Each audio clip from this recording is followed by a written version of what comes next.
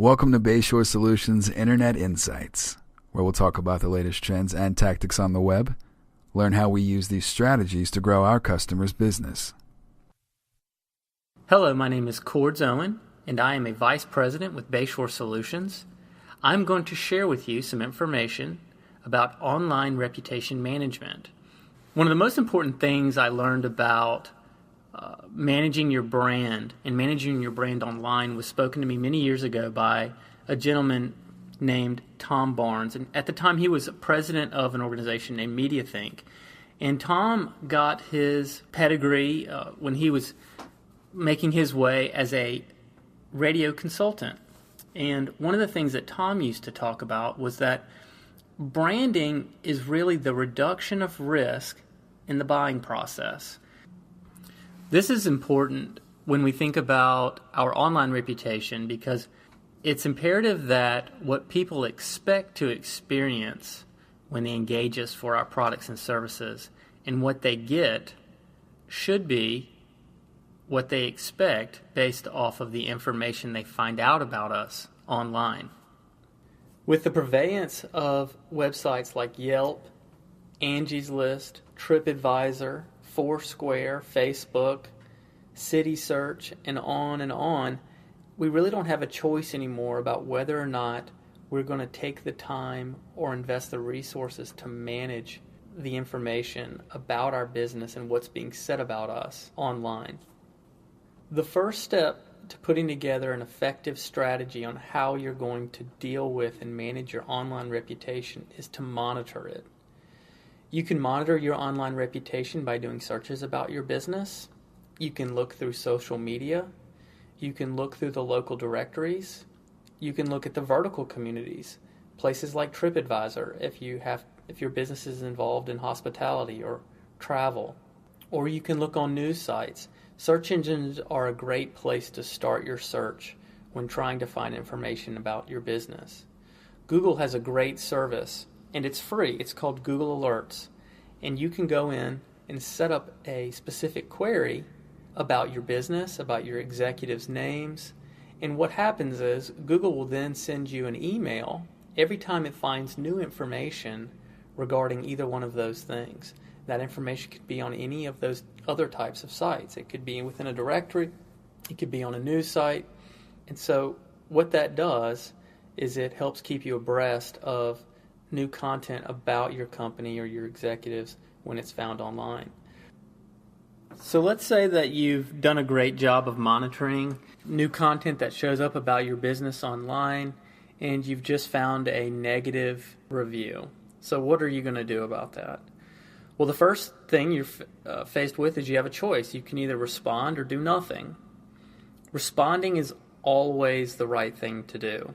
If you do nothing, you look like you don't care that someone's had a negative experience with your business. And the most important thing is that you always appear that you are aware and care about what's being said about you online. So now that you've decided to respond, it's important that you respond positively. The worst thing you can do when someone leaves you a negative review is to respond to that review in a negative fashion. It's almost like you're starting an argument.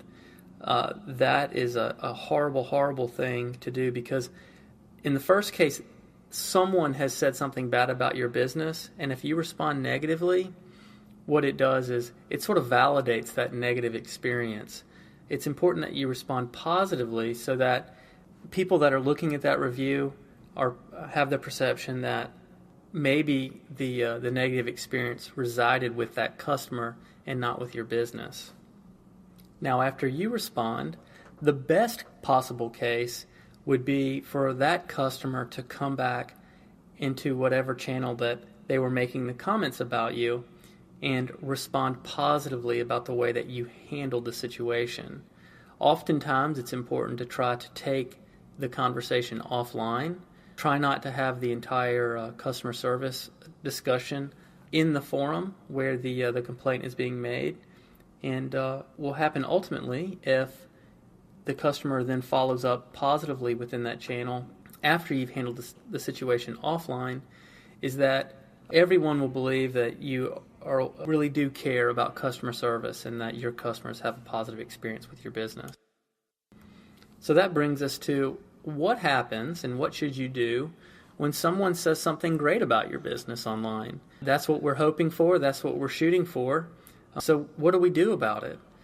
Well, we need to look like we are aware and care, right?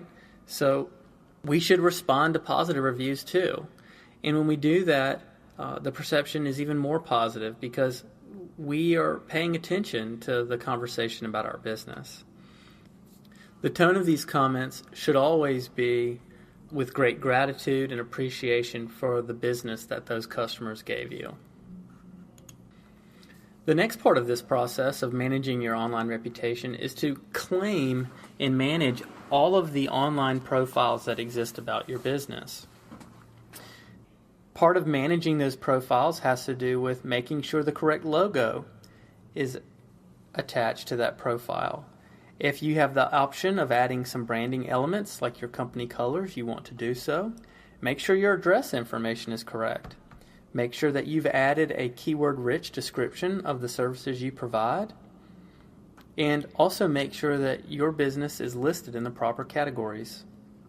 The more consistent you are with this information, the more credible it will appear to the search engines, and therefore it will help give trust in the information about your business online and ultimately result in more traction within the search results.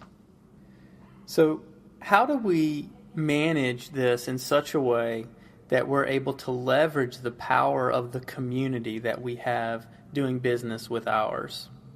And some of the ways we can do that is by asking our customers to write reviews. When we do this, we want to make sure that we're asking them to give us their honest opinion. We can also ask our customers to check in using Foursquare or other social media channels like Facebook. And what that does is it generates content out to our customers' peers to show that they're out there engaging in business with you. Finally, you can keep the conversation going by publishing your own content on your social media channels. And what this does is it continues to engage your customers in the conversation about your business. You can involve them in some of the decisions you're making and some of the things you might be offering in the future to get some good, honest feedback about what you're looking to put out there. And it's really important that you make a commitment to managing this and to being engaged in this channel, because the more consistent we can be about putting information out there about our business, whether that consistency comes from message, tone, or frequency, the more we're reinforcing the experience that our customers are going to have when they do business with us. And that goes back to the original comment I made about branding, where good branding is the reduction of risk in the buying process. If you're interested in learning more about the exposure your business has on the internet with its reputation and putting together a strategy so that you can commit to manage it, please contact us and we'd be happy to work with you to put together an assessment of what can be done to help your online reputation and to ultimately grow your business. Thanks for listening. Bayshore Solutions is a premier digital agency focused on helping our customers sell more and grow their business. Contact us at BayshoreSolutions.com to learn more about how we can put our expertise to work for you.